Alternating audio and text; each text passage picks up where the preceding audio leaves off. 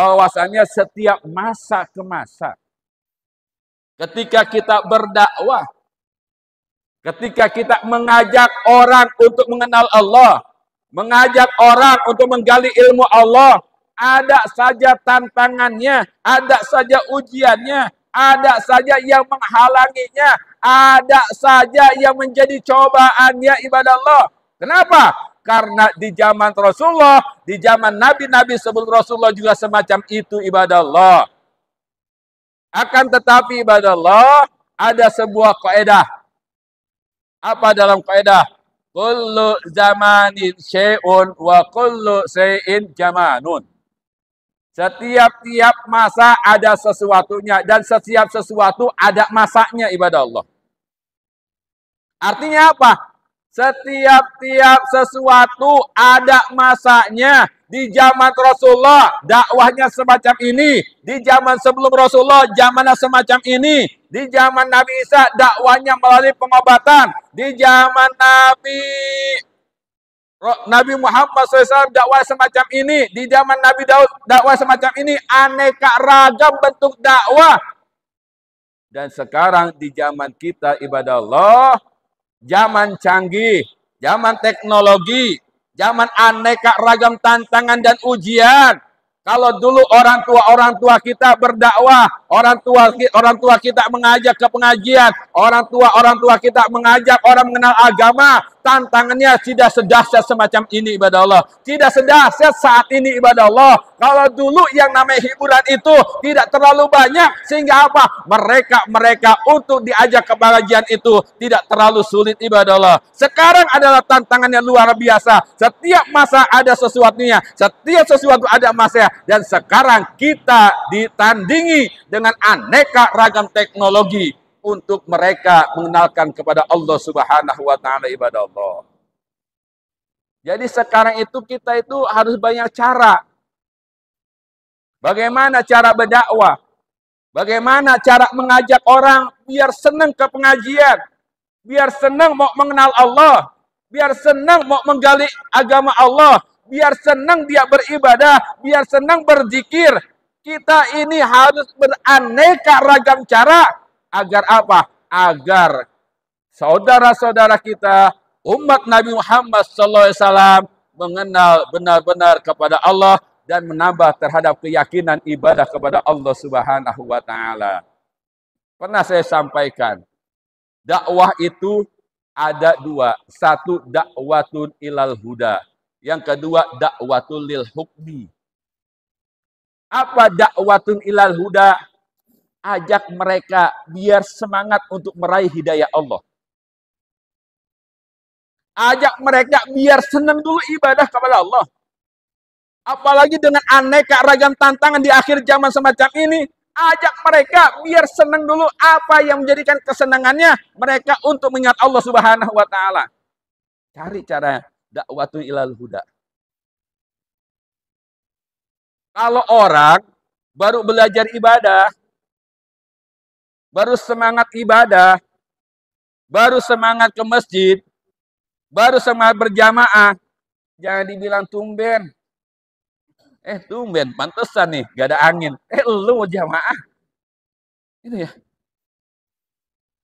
Harus gimana? Harus ya rangkul. Bagaimanapun cara, yang penting mereka nyaman. Dia nyaman ketika dia ingin menuju hidayah Allah Subhanahu wa taala. Ada orang mu'alaf, misalkan baru belajar Islam, baru masuk Islam, ya kan? Terus suruh baca Fatihah biar fasih. Kenapa? Karena Fatihah rukun sholat. Lah dia baca bismillah aja rada pelatat-peletot, suruh baca Fatihah biar fasih. Besok bisa pensiun lagi jadi Islam tuh kalau begitu caranya. Benar. Disesuaikan dengan situasi dan kondisi. Injilinas mana zilahum. Sampaikanlah kepada mereka sesuai dengan tempatnya, kadarnya. Kalau kadarnya dia ini benar-benar sudah semangat ibadah, baru dakwatul lil hukmi, ajak untuk pengenalan hukum, Ajak untuk mengamalkan sebuah hukum. Terangkan sebuah hukum. Hukum begini salah, hukum begitu salah, hukum gerakan sholat 3 kali berturut-turut salah, hukum zakat begini salah, hukum aneka ragam begini salah, yang begini benar, yang ini benar, yang itu benar. Diterangkan mana yang hak, mana yang batil, mana yang benar, mana yang salah, diterangkan tuh baru tuh. Kepada orang yang sudah terikat benar-benar resep ibadah kepada Allah Subhanahu wa taala. Kalau orang baru senang ibadah, jangan langsung dijegerin terhadap hukum. Kalau udah dijegerin terhadap hukum, ya besok lusa pensiun lagi. Benar. Jangan sampai musim pensiun orang datang ke masjid. Jangan sampai musim pensiun orang datang ke majelis taklim.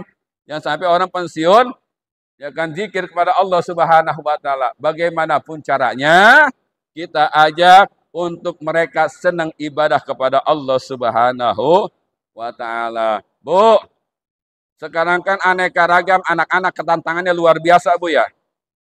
Kadang-kadang disuruh sholat, kemarin udah Bu sholat. Kemarin udah sholat gitu. Dek sholat, Bu, kemarin kan udah Bu, dirapel kemarin Bu. Gitu. Karena tuh anak-anak luar biasa ibadah Allah. Tantangan luar biasa. Kalau dulu kita tantangannya apa? Tantangannya layar tancap. Betul. Tantangannya film cerita akhir pekan dah. Ya, ingat ya, film cerita akhir pekan ya, dia malam minggu itu ya. Kalau sekarang, Masya Allah, layar tancap udah ada di bantal. Layar tancap udah ada di kamar. Layar tancap udah ada di rumah kita, ibadah Allah. Masya Allah. Udah gitu sekarang. Bocah kecil tahu itu cara beli akun lagi. Masya Allah. Kalau udah tahu akun, kemudian main game. Masya Allah, orang tua yang manggil, kagak kedengeran. Ada di depannya itu manggilin. Ya salam. Nah inilah tugas kita ibadah Allah. Tugas kita sama-sama.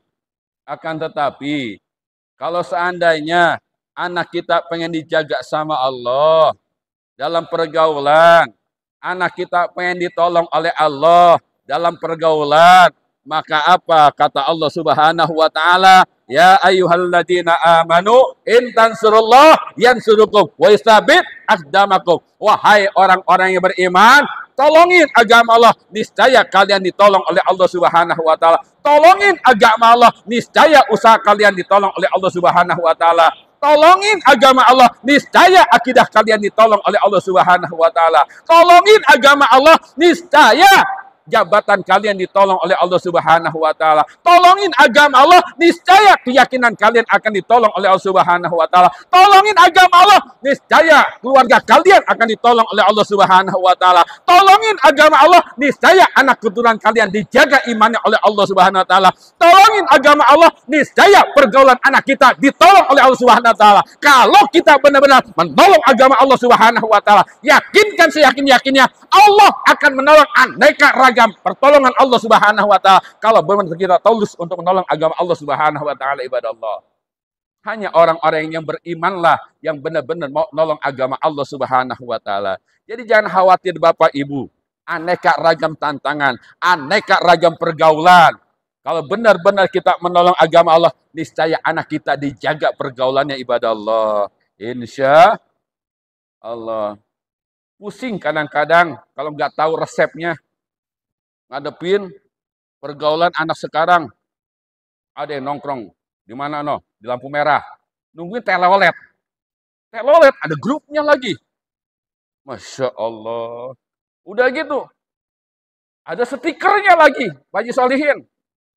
Masya Allah. Udah aneka ragam dah. Bingung kadang-kadang kita. Cara nanganinnya bingung. Dilarang. Ngambek.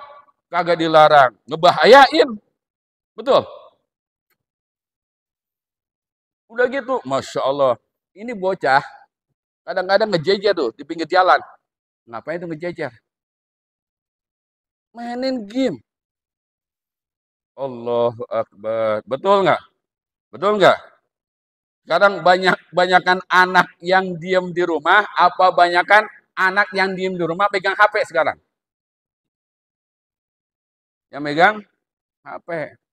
Kita sebagai orang tua ngadepin kayak gitu luar biasa, Masya Allah. Ya, Yang penting sekarang gini, kita berusaha nasihatin itu anak tetap, kita tegur itu anak tetap, kita arahkan itu anak tetap. Adapun tentang masalah anak kita pasrahkan kepada Allah Subhanahu wa taala. Kewajiban orang tua negur, kewajiban orang tua ngasih pelajaran, kewajiban orang tua ngedakwahin, kewajiban orang memberikan pendidikan. Di luar sana kita nggak tahu, di luar pengawasan Allah Subhanahu wa taala. Tapi kalau seandainya kita mengawasi agama Allah, kita nolong agama Allah, dimanapun tempat anak keturunan kita, dimanapun tempat anak-anak kita, insya Allah, Allah jaga imannya, Allah jaga keselamatannya, Allah jaga pergaulannya. Kalau kita menjaga agama Allah, kalau kita nolong agama Allah, insya Allah, Allah berikan keselamatan anak kita dunia dan akhirat ibadah Allah. Amin ya rabbal alamin.